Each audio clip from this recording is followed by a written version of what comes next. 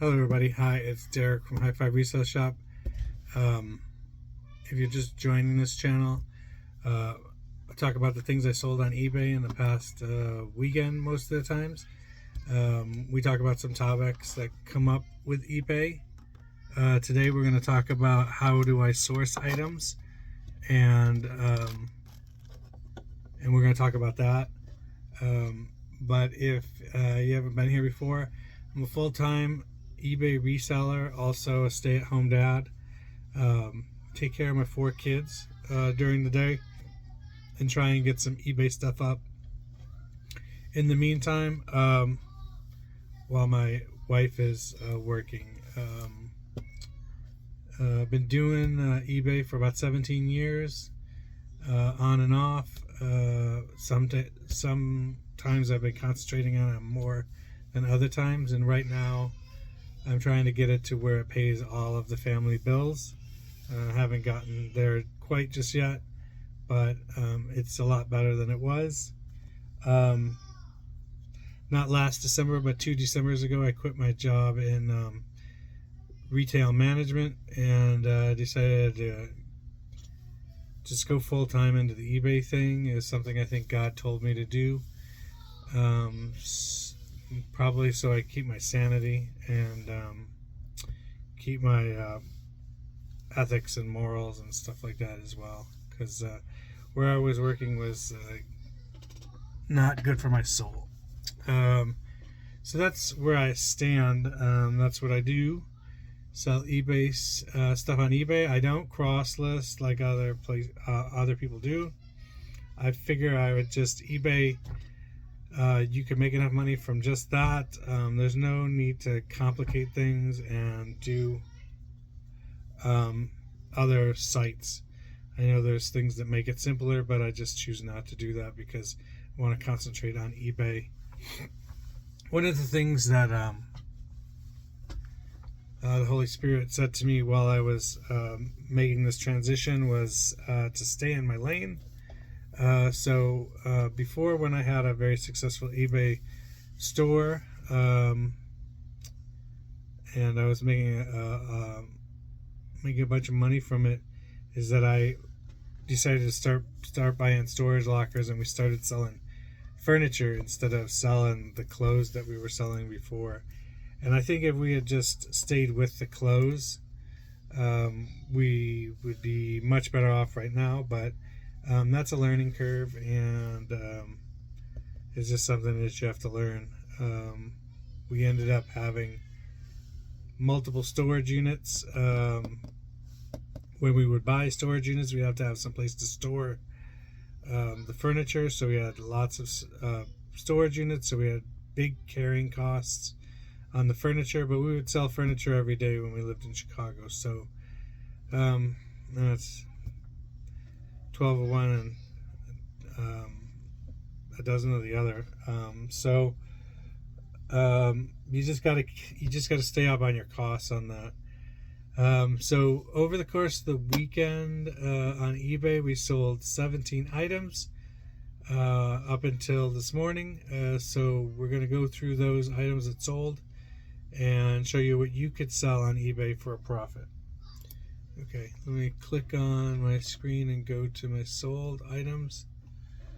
And we'll start from the bottom and go up. The first item on Friday evening that sold would be this little Jessica Rabbit figure. It's a 3.5 inch figure. I just found it. Where did I find this? In a storage locker toy bin. I think it was 2 storage lockers ago. And so that sold for $20 plus shipping on top. I'm going to pause this for a second. I'll be right back. Alright, so the next thing that sold, if I didn't say it, $20 plus shipping on top for that 3.5 inch toy figure. It's vintage, is from 1987, and it's Jessica Rabbit. The next item was a CD that sold.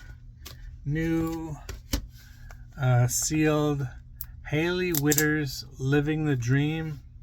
I think it's country. CD. Sold for $5 plus shipping on top. So not much on that. The next item was another CD. This one is The Independents, Eternal Bond. Looks like heavy metal, rock, and punk. Interesting artwork. $7.50 plus shipping on top for that. The next item is a Boyd's Bear. This sold for $9 plus shipping on top. It's called Flash McBear and the Sitting. So I'm gonna try and come in on that. And over here, the picture is, that's what it's gonna look like. I'm not gonna take it out of the box. That sold for $9 plus shipping on top. The next thing is an audio book that's sold, or a graphic audio book. These are pretty cool. These graphic audio ones, they have a full cast of people doing the voices on it. And then also it's got sound effects in it. So kind of like listening to a movie, I guess you would say. The First Mountain Man, Preacher by William Johnstone, $8 plus shipping on top for that audiobook. And then we got clothes here. So this first edition 3X tank top for women, blue striped thing, it sold for $8 plus shipping on top.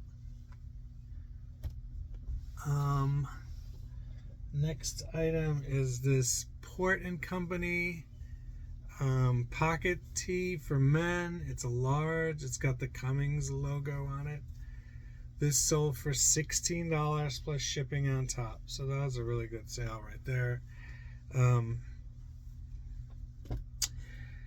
Like, I'll say it's a good sale. I'll say it's a really good sale. If I make under $10, it's usually because it's an older item and I'm trying to get it out of the store. So I'm happy to see it go, and I'm happy for every sale that I have. But I'm trying to get my ASP, average sale price, up to somewhere around $20, $22. So when things sell way below at like $8 and $6 and $5, it really isn't helping that at all. It's actually working against it. So when I see something that's sold for $16, that's a good amount to get for an item. So so far we had the little figure that sold for $20, and then this shirt that sold for $16 plus shipping on top. So those were two of the best sales in this group so far. The next item goes the other direction. Didn't make very much on this at all, but happy to see it go, find a new home. Another audio book, Daniel Steele, Bungalow 2, $4 plus shipping on top. The next item, good sale, good ASP. So this is new with tags. Tags are over here, I think. Yeah, tag. Paid $1 for this, if I recall correctly, at TJ Maxx or Marshalls or something. This sold for $20 plus shipping on top. So 1 into 20, that's a good one. And I've had this for maybe 2 months at this point. Karl Lagerfeld, extra large, crew neck sweater, sweatshirt, whatever you want to call it. $20 plus shipping on top. Excuse me. The next one is a book.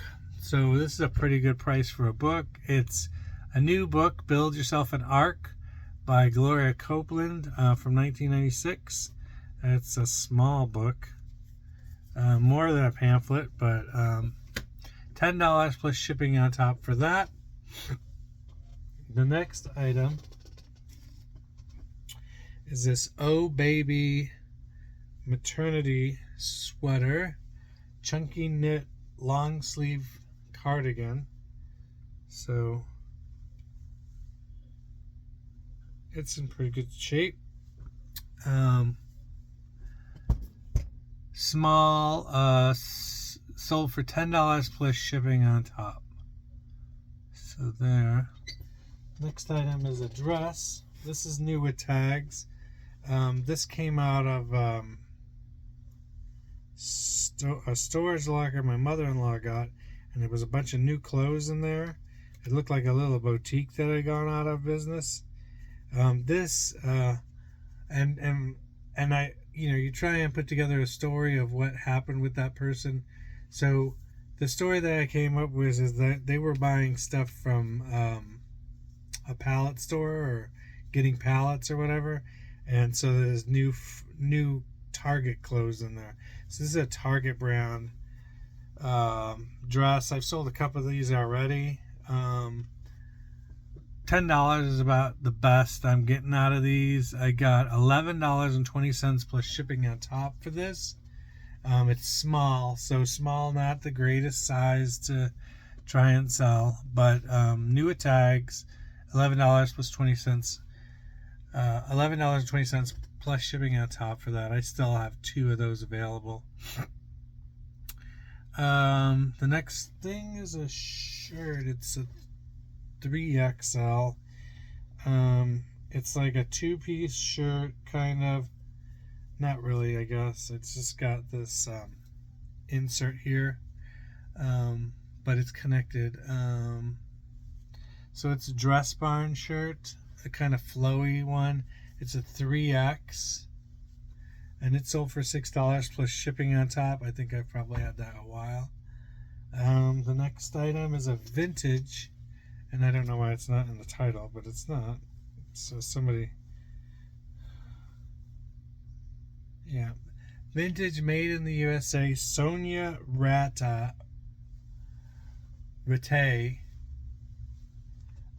It's an ivory blouse with this like fancy collar here. Size 10. This sold for $6 plus shipping on top. Looking at that listing, it probably should have the word vintage in there somewhere.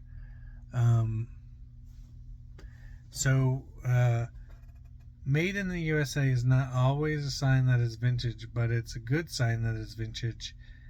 Somewhere in the early 90s, clothing manufacturers started to move their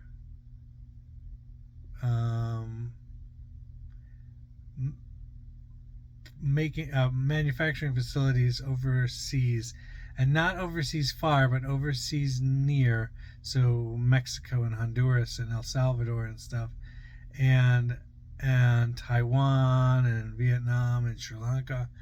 And then as we get closer and closer to our current year, you see more and more and more stuff move to China. So right now, almost everything's made in China. So even all the clothing, in some cases, like the stuff with a lot of beads and embellishments and silk and embroidery, those usually come from India. I don't know why. If they're better at it, I guess they're better at it than the Chinese are. But that's what you usually find, is you usually find those things being made there. And then still Sri Lanka, there's a lot of stuff made in Sri Lanka. So the labor must be fairly cheap there as well. Okay, so this is a Style & Co. No, this is not what we're doing? Okay. We are doing this dress here. Travelsmith dress. Made in the USA. It could be vintage, I'm not sure. It's got a V-neck, sleeveless, casual shirt dress, or like, I don't know. It's not A-line, I don't think, but black dress. That sold for $14.40 plus shipping on top. And then the Style & Company jacket. It's like nylon material, 2X windbreaker type jacket with the middle portion that's got the elastic in it, several pockets. This came out of the estate sale closet, and that sold for $28 plus shipping on top. And then the final item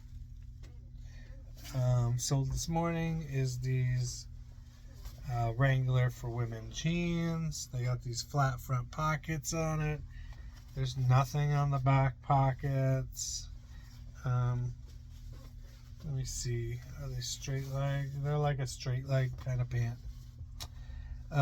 These are very old. Just telling from the picture, my wife took this picture for these about 2 weeks after we moved into this house, which is a couple years ago. And these sold for $6.25 plus shipping on top, which we will take because we're moving on to other items. Let me move this stuff out of the way. I was working at an estate sale. My in-laws were doing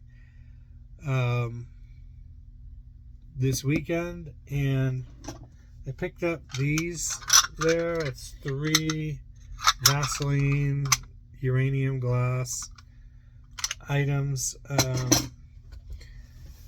I was excited about that. And then let's see here. I got this tape measure. It's in really great shape for being as old as it is, and it's got this clear view thing at the top, so I'm not quite sure why that's there. Direct inside reading here. I don't know what that means. Anyway, got that. That should we looked that up already. It was at least $15. I think I'm gonna lot up the uranium Vaseline glass and do all 3 of them together for probably $26. I haven't tested this yet. It's a pocket solitaire game. It's got a little lid on it. It's supposed to be backlit, so that helps. It's got a button on the side that opens that. But yeah, the last one I sold for $30. So you look into these and see them at a garage sale for $25. I got. I'm always looking for a magnifying glass around to look at jewelry and stuff like that. So I just bought that so I could use it. And then I got this vintage rainbow pillow sham, which I thought was pretty cool. It's got this tiny little stain right here, right there. But other than that, it's in pretty good shape. I don't know. My daughter will probably want to keep it since it's a rainbow. She loves rainbows. Rainbows and unicorns. I guess that's all girls, or most girls. So that's what I picked up at my while I was working at the estate sale. While I was there picking those things up, I was thinking about how do I source? If somebody asks me how do I source, so what I like is out in the middle of nowhere country farmer garage sale. A, things are cheap. 2, usually things are really old and in pretty good condition. I like those 2 things. Right now, I don't source very much because I just have a backlog of clothes that I'm working through, and I don't think it's responsible to go get new clothes when I still have this backlog of clothes. The backlog of clothes I have has come from my previous business when I was in Chicago of cleaning out people's houses and taking leftovers from church sales and buying people's entire garage sales. That is one thing you can do, but only in the cases of like it's a really good garage sale, not like it's really expensive items, but they're priced fairly and there's a lot of quantity there. I will buy an entire garage sale if that is the case. Other times, at the end of people's garage sales, like it's Sunday. Well, I don't go on Sunday anymore, but late on Saturday, and they're starting to put things away. And like, do you want to put it back in the house? I will buy everything and just take it with me, as long as I have a vehicle that I can facilitate that in. But that's one way of getting things.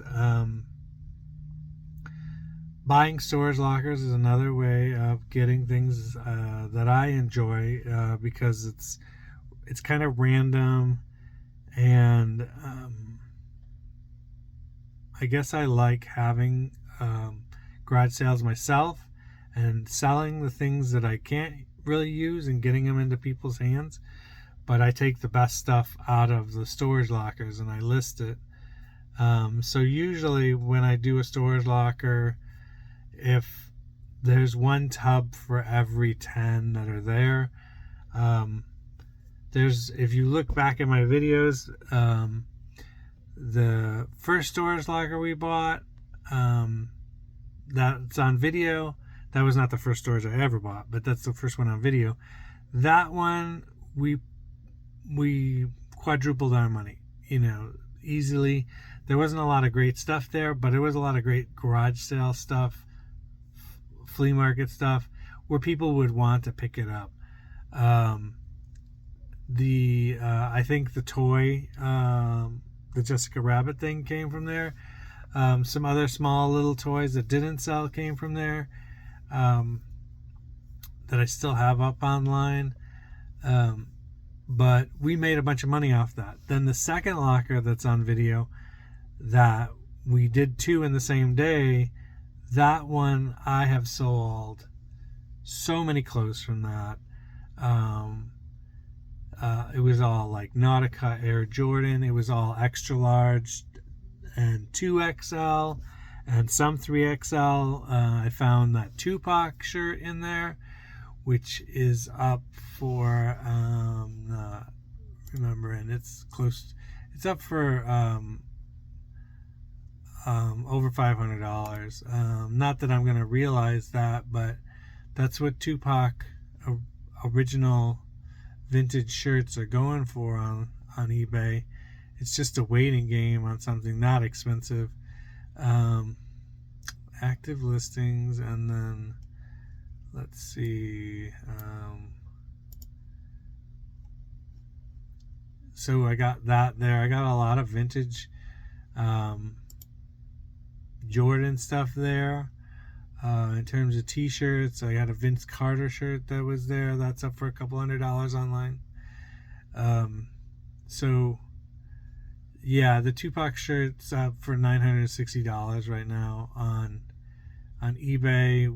We don't know if we're gonna make that, but that is kind of the area that stuff sells in. If it's real,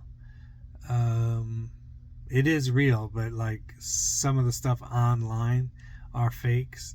So I think those people are just trying to reach for money.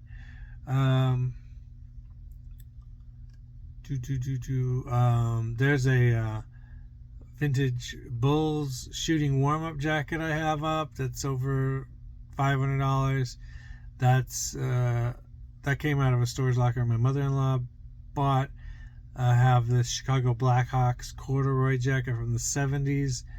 That's up for about $500. That I got out of a house clean out in Chicago a long time ago, and just recently, within the last 3 months, put that up. We got several Dave Matthews posters up that are very rare. Here's the Vince Carter shirts up for $200.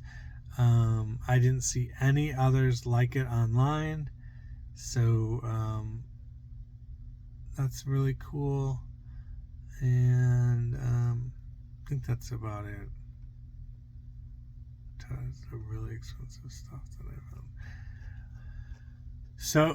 So that thrift stores. I am not really, haven't really gone to a Goodwill in a while. I have nothing against going to Goodwill. It's just that the quality of the stuff has to match the price that they're asking for it. So if they're asking $5 for something, I have to make $30 profit on it, or $20 to $30 profit on it. I don't want to spend $5 to make $10. It doesn't pique my interest at all. There's other in Springfield. There's other places to go. Red Rocks is even more expensive than I think Goodwill, from what I saw. There are these Christian, what are they called? CA thrift stores. I can't. Christian something. Thrift stores. The one in Branson had better prices than the one in Nixa. From what I saw, there's a couple of smaller ones in town. Thrift Haven, that one has really good prices on it, but you're gonna have to really dig. You have to have some time to go through there and find some quality stuff. It's in there, but you gotta dig. I love garage sales. I'd rather go to a garage sale than go thrifting at a store. I just think the prices are more reasonable. And if you find at a garage sale that the prices are ridiculous, you just move on. I also avoid garage sales with a lot of pallet stuff. And then, like the vintage guy who has a garage sale every other week, who just puts out a different sign every other week and tries to get people to come to his basically it's a booth in an antique mall. The prices are outrageous, and you can't make any money off any of it, so there's no reason to go to it. That being said, one day I was following his signs because I didn't know any better, and then I ended up at another eBay seller's store, and so you can go to one that the prices are too high, but I ended up at this other guy's, and I got a bunch of stuff that I couldn't believe he hadn't listed. I think he was getting rid of his death pile and stuff, and his wife was making him get rid of stuff, but I couldn't believe the stuff I grabbed and the amount of money I got out of it. I probably spent $30 or $40 there and made $1,000. So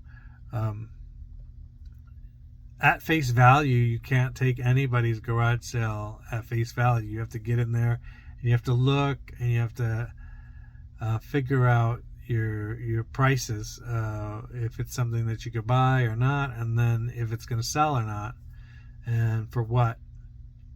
My ASP right now is about at $18, I would think, the last time I looked at it. Really would like to get that up over 20 into 22 area and stay there. With all the CDs that I sell at really low prices, kind of brings it down. But I am okay with the CDs right now. I really like media. I personally like music, and I like to listen to music while I'm listening and everything, and so I like doing that. It doesn't take up an extraordinary amount of space, except for the immense amount that I have of it. And I don't know, in terms of CDs, how many do I have? This here says I have 1,454 up. No, 1,657 individual items up, which would include all the doubles, and it would include the audiobooks and all the new and used CDs. So that's a lot of space that it takes up, but it makes a bunch of money too. So yeah, tell me what you think. If you know of a better way to source items, comment down below. Let me know. If you have any questions, I'd also love to hear them. Love to start dialogues with any resellers out there who have ideas. So subscribe. Please share with your friends. If you know somebody who's a reseller, tell them about this. And trying to grow this channel. So let me know. Like, subscribe, and comment if you would. And we'll see you next time. Bye.